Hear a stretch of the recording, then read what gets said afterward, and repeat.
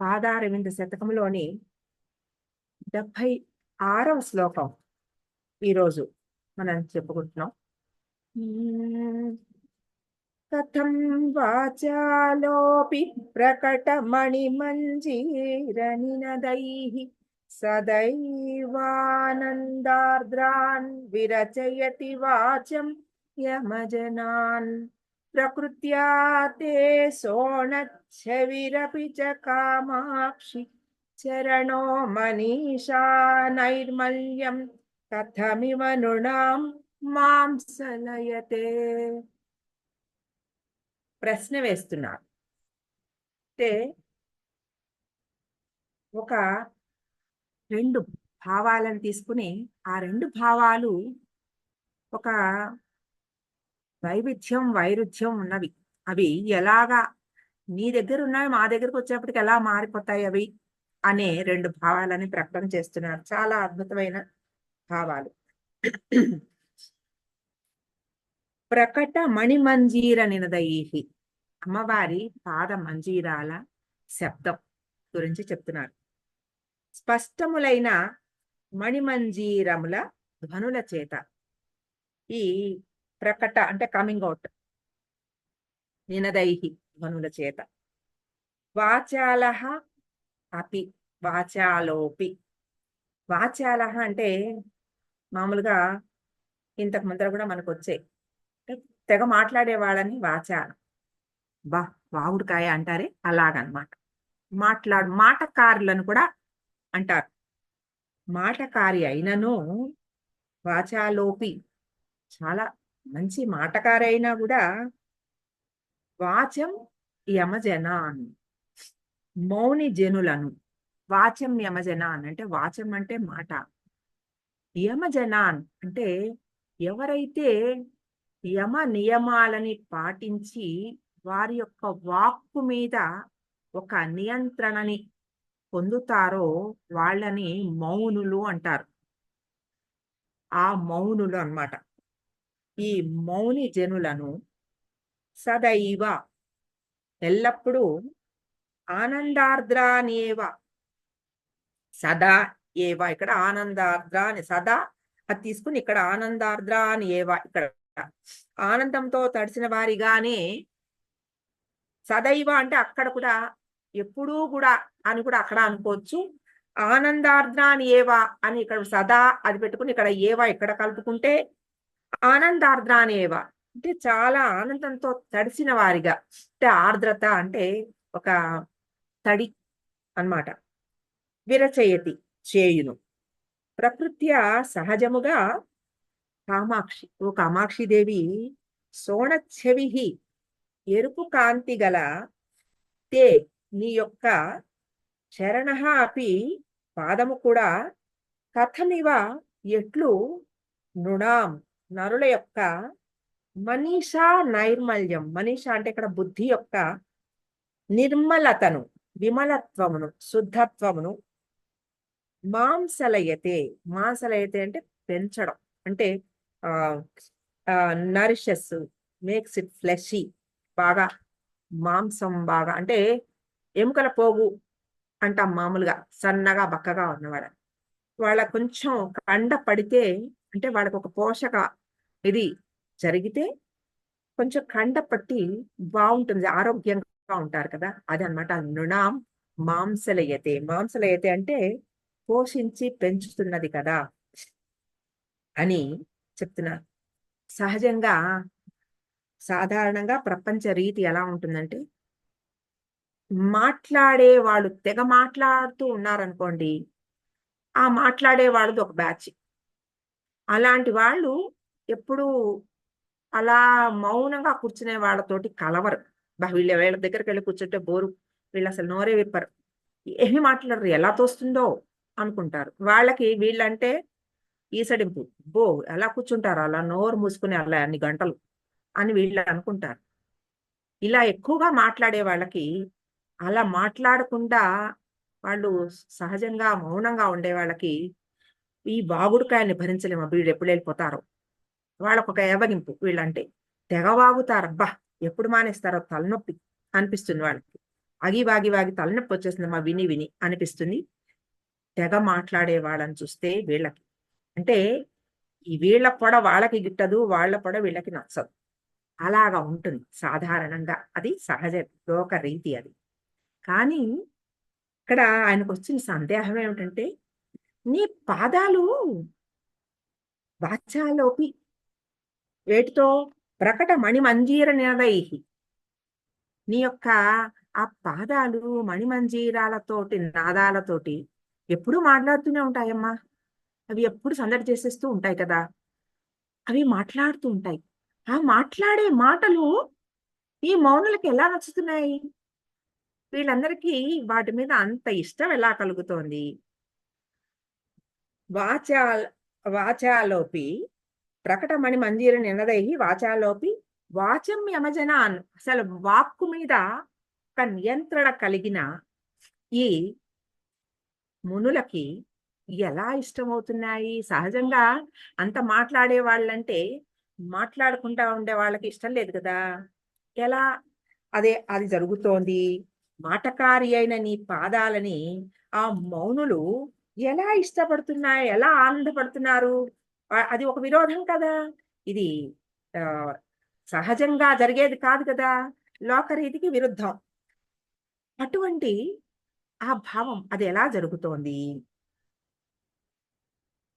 ఇప్పుడు మామూలుగా ఇక్కడ యమజనాన్ అని చెప్పారే, ఆ యమజనాన్ అన్నప్పుడు ఈ మనకి పతంజలి అష్టాంగ యోగంలో 8 యోగాలు చెప్పారు. అంటే మనం యోగా అంటే ఇప్పుడు మనం చేసే యోగా ఎక్సర్‌సైజులు ఒక్కటే కాదు. ఇది మామూలుగా మన యోగా శాస్త్రం ఏమిటంటే, సాధారణమైన ఒక జీవి అన్నిటి మీద ఒక నియంత్రణని పొందుతూ ధర్మబద్ధంగా తన యొక్క భావాలని కంట్రోల్ చేసుకుంటూ ఒక నియంత్రణతోటి సాధనా మార్గంలో ఒక దేవత ఆరాధన చేస్తూ ముక్తి మార్గానికి ఎలా వెళ్ళగలుగుతాడనేది పతంజలి యోగ సూత్రాల్లో ఈ అవేమిటంటే యమ, నియమ, ఆసన, ప్రాణాయామ, ప్రత్యాహార, ధారణ, ధ్యాన, సమాధి. ఇవి 8. ఇవి మొదటి మెట్టు సాధన మార్గంలో. అందులో యమ అనేదేమిటంటే సింపుల్‌గా మనకు తెలియాలంటే దీనికి ఒక 5 సబ్ హెడ్స్ ఉన్నాయి యమలో. అవి ఏమిటి? పంచేంద్రియాల మీద, మనస్సు మీద ఒక నియంత్రణ సాధించడం. అహింస, అస్తేయం ఇలాంటివి కొన్నున్నాయి. ఇవన్నీ ఆ సాధకుడికి తన మనసు మీద, తన ఇంద్రియాల మీద ఒక పట్టు దొరికి, ఆ నియంత్రణతోటి సాధనా మార్గంలోకి ఎంటర్ అవ్వడం. అలాగే ఈ నియమం అనే దానికి సింపుల్‌గా మాట్లాడితే శౌచం ఇలాంటివి అందులో 5 ఉన్నాయి. ఇవి ఈ ఈ నియమాలేమిటంటే మెయిన్‌గా మాట మీద, వాక్కు మీద కంట్రోల్ అనుకోండి.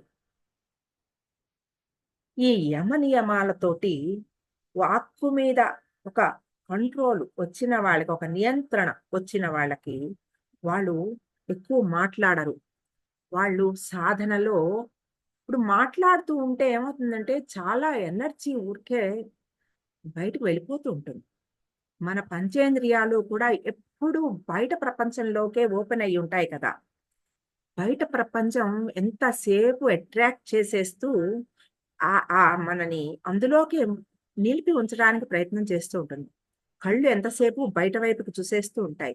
చెవులు బయట ఏమేమి వినబడుతున్నాయో వినేస్తూ ఉంటాయి. అలా ఇవన్నీ చూస్తూ, వింటూ, రుచులు చూస్తూ వీటిల మీద బయట ఇహం మీద చాలా శ్రద్ధ పెరిగిపోయి పరం మీదకి దృష్టి వెళ్ళదు. ఇది సాధారణంగా మొదటి స్థితిలో ఉండే ఒక జీవి అంటే అజ్ఞాన దశ. అందులో అసలు అందులో పరం అనే మాట వినపడదు, రుచించదు. ఆ పరం అనే మాటకి అసలు అర్థం కాదు. అసలు ఆ మాటే వినడానికి కూడా పెద్దగా అవన్నీ ఏమిటో మాకు తెలియవు అనిపిస్తుంది. అలా ఆ ఇహంలో కొట్టుకుపోతూ ఉండే వారిని మన యోగా సాధన ఈ శాస్త్రము ఏమిటంటే అటువంటి ఒక జీవిని మార్గం మళ్ళించి పరం వైపుకి దృష్టి పెట్టించడానికి ఉపయోగపడతాయి ఇవన్నీ మనకి. అటువంటి ఆ యోగ శాస్త్రంలో ఆ ఆ సాధనలో వెళ్తున్న వాళ్ళని ఆ యమజన అన్నారు ఇక్కడ. వాచ వాచం యమజనాన్. ఎవరికైతే వాక్కు మీద ఒక నియంత్రణ వచ్చిందో వారికి ప్రపంచము వేరేగా కనపడుతుంది. వాళ్ళకి సాధన ఏమిటో, ఏది దేని మీద ధ్యానం చేయాలో వాళ్ళకి తెలుస్తుంది. అటువంటి ఆ సాధన వైపు వెళ్తున్న కొద్దీ వాళ్ళకి ఇంకా ఆ మౌన స్థితి ఇంకా పెరుగుతూ ఉంటుంది. ఆ మౌన స్థితి పెరుగుతున్న కొద్దీ వాళ్ళకి కేంద్రీకరించవలసిన విషయం ఏమిటో బాగా తెలుస్తూ ఉంటుంది. అంటే గోల్ ఏమిటి? ఏ గోల్ వైపు మనం వెళ్ళాలి? ఎలా చేరుకోవాలి? దాని మీన్స్ ఏమిటి? ఇది దాని వైపుకు దృష్టి మళ్ళుతుంది. అందుకే ఈ మౌనం అనేది అంత ముఖ్యం. అందుకని ఈ వాచాలోపి వాచం యమజనాన్ ఇవి చెప్పారు. యమజనాన్ అని ఎందుకు చెప్పారంటే ఇక్కడ ఇటువంటి నియమాలు పాటించిన వాళ్ళకి మాత్రమే ఆ ధ్యానం వైపుకి అమ్మవారి పాద దర్శనానికి అవకాశం వస్తుంది. వారికి మాత్రమే అమ్మవారి పాద మంజీర నాదాలు వినపడతాయి. అందరికీ వినపడవు. ఎవరైతే కాన్సన్ట్రేట్ చేస్తారో మనందరికీ వినపడతాయా? మనకు వినపడవు. ఆయనకు వినపడ్డాయి. ఆయనకు తెలుసు. అది కూడా వాచాలోపే అని అంత కంటిన్యూస్ గా ఎప్పుడూ అలా మాట్లాడుతూ ఉండే ఆ సందడి ఆయనకి వినపడుతూ ఉంటుంది. నిరంతర ధ్యానం. తర్వాత రెండో పాయింట్ ఒకటి, ప్రకృత్యా తే సోణ చెవిరపిచ కామాక్షి. అమ్మ కామాక్షి, నీ యొక్క పాదాలకి ఒక ఎరుపుదనం ఉంది. ఆ ఎరుపు మామూలుగా దేనికన్నా ఒక బట్ట ఎర్రగా ఉందనుకోండి, ఆ ఎర్ర బట్టని ఇంకొక దాంతో కలిపితే ఒకవేళ ఈ రంగు వచ్చే విధానం ఉంటే ఈ రంగు దానికి అంటుకుంటుంది తప్ప వేరే కొత్త రంగు తీసుకొచ్చే అవకాశం లేదు. ఆ ఎరుపు తెల్ల బట్ట ఉందనుకోండి, అక్కడ తెల్ల బట్టని ఎర్రగా చేసేస్తుంది. అలా అది సహజం. ఈ రంగు దానికి అంటడం సహజం. కానీ నీ యొక్క ఎర్ర ఈ పాద ఎరుపు ధ్యానం ఏమిటమ్మా? మరి సాధకులలో ఈ ఎరుపు నలుపు తీసేసి ధవళ స్వచ్ఛమైన ధవళతను ఎలా ప్రసాదిస్తోంది? నీ పాద ఎర్రని పాద ధ్యానం. మరి అది కూడా విరుద్ధమే. ఎలా అవుతోంది అది? నాకు అసలు ఏమీ అర్థం కావటం లేదు. ఎలా చేస్తున్నావు ఇవి? ప్రశ్న వేస్తున్నారు. అటువంటి ఆ పాద ధ్యానం ఏం చేస్తుందిట? సదైవ ఆనందార్ద్ర అన్విరచేతి. వాళ్ళల్లో ఒక మనీషా నైర్మల్యం మాంసలయ నృణాన్ మాంసలయతే. మనీషా నైర్మల్యం ఎలా? ఆ మనీష అంటే బుద్ధి యొక్క నిర్మలతని పెంచుతూ ఆ ధవళతని స్వచ్ఛతని ఇస్తోంది. ఎలా ఇస్తోంది? ఎందుకు ఇస్తోంది అంటే ఆ పాదాల ధ్యానము స్వచ్ఛమైన అంటే ఆ ఎరుపు అమ్మవారి పాదం రజో మిశ్రితం అంటే ఎరుపు రంగు. ఎరుపు రజోగుణం అనుకుంటున్నాం కానీ మీరు నేను ఊహిస్తున్న రజోగుణం కాదు అమ్మవారి పాదం. అది ఇహానికి సంబంధించిన రజోగుణం కాదు. మనం అనుకునే రజస్తమో ఆ గుణాలు కాదు. అమ్మవారి రజోగుణము అనురాగానికి, కారుణ్యానికి, విజయానికి ప్రతీక ఆ ఎరుపు.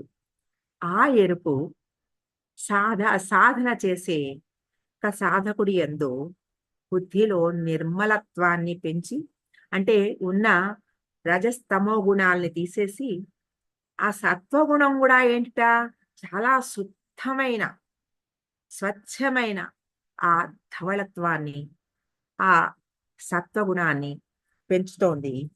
ఇటువంటి ఈ రెండు విరుద్ధాలు నీ పాదాలు ఈ పాదధ్యానం ఎలా ఇస్తోంది? కథమివా ఎలా చేస్తోన్నది? నాకు అసలు ఏమి అంతుపట్టడం లేదే అని ఒక ప్రశ్న వేస్తున్నారు.